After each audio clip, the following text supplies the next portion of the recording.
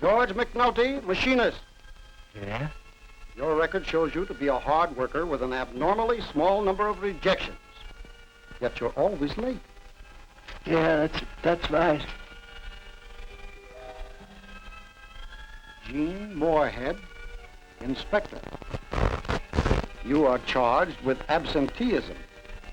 With 2 children to support, you have good reason to be at work every day. Indeed I do, Judge. Harry Holman, bench worker. That's me. You loaf on the job constantly. You make more trips to the washroom and water fountain than any other worker. So what? So what? Tom Garrity. Garrity, that's me. Garrity. You get paid every Saturday and you haven't collected a full check for weeks. Quite a cut it makes, too, in me pocketbook. Quite a cut in my pocketbook, too. I know. Ah, here's what I've been looking for. Hal Finley, supervisor. Hal Finley. Hal Finley. Hal Finley. Hal Finley.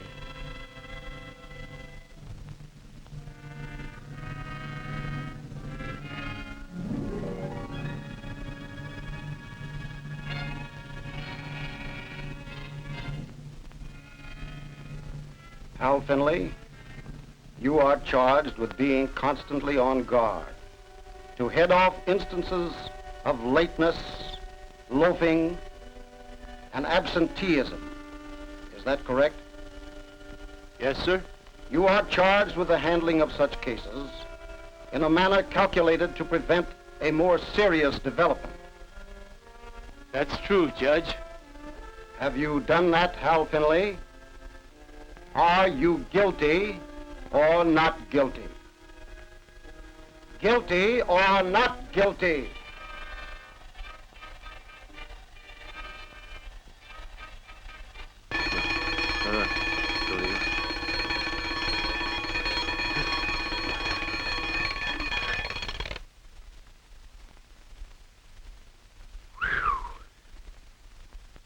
What a dream.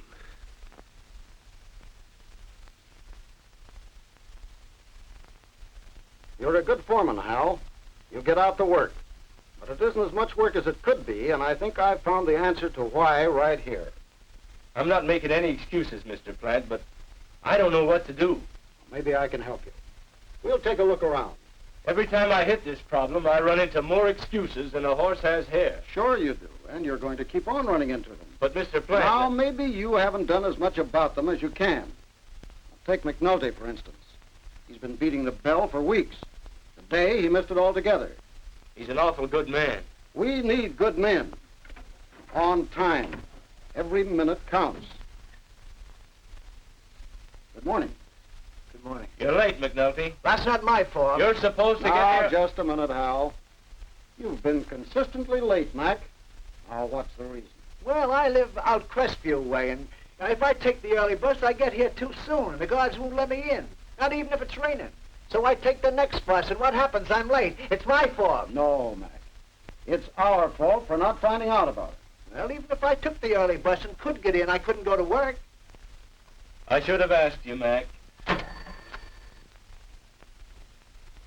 Maybe the bus company could move their schedules up. Swell. That'd help out a lot of people. We'll do all we can, Mac. We'll do everything we can. Thanks. A few more times and Mac might be tempted to stay out a whole day. Men don't like to be late, Hal. It gives them a guilty conscience. Why, don't you remember? Even at school, we'd rather play hooky than be late. Yeah, I remember.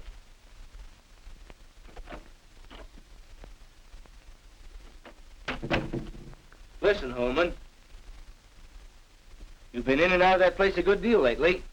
Anything the matter? No. Going to the washroom when it's necessary is one thing.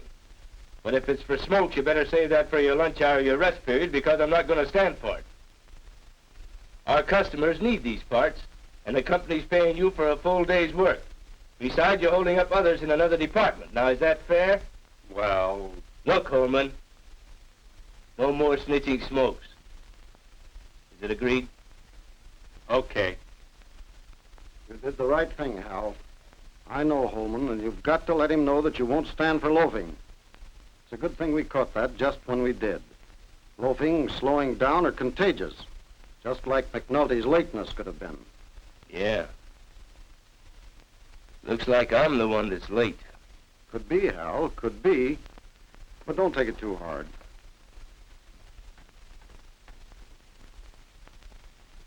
Just because a worker's absent doesn't mean that he's deliberately or necessarily irresponsible. Absenteeism can be due to sudden or unexpected circumstances, something the worker couldn't help, perhaps. Hello, Garrity. How are you, sir? Garrity, you never seem to be able to put in a full week. You're always taking days off. And if I was smart, I'd take them all off. I'm getting fed up doing the same thing day after day. I've been cutting 6-foot pieces for too long.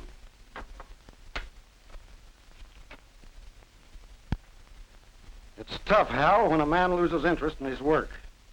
He's not the only one I've got that feels that way. Well, switch them, Hal. Switch them. Swap jobs around and let each man learn as many skills as you can without letting production down. Maybe you ought to be foreman. I've checked your work. I know it's not too heavy. It's got variety. Yet you're not here every day to do it. Maybe you didn't check far enough. How so?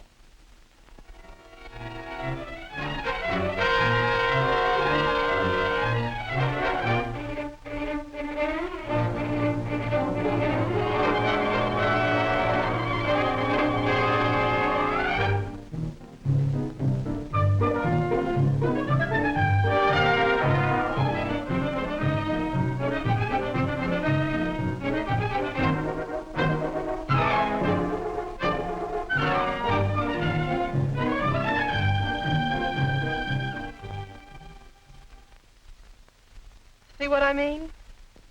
I see what you mean, but I don't know what we can do about it.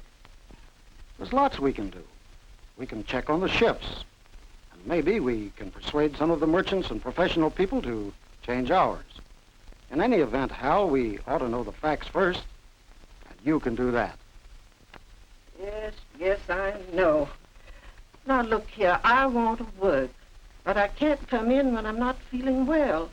I've had a cold for weeks now. I've noticed you haven't been up to par, Marie. What have you done about it? I've tried to get rid of it. Well, we've done a lot to prevent illness and accidents, but the workers don't always take advantage of it. You know, Hal, you could do a lot of education along those lines. Now, you could check a sniffle and send it to the dispensary before it becomes a cold. Hal Findlay. Loafing, slowing down are contagious. Hal Findlay. Get the facts first. Hal Findlay. Well, there's lots we can do.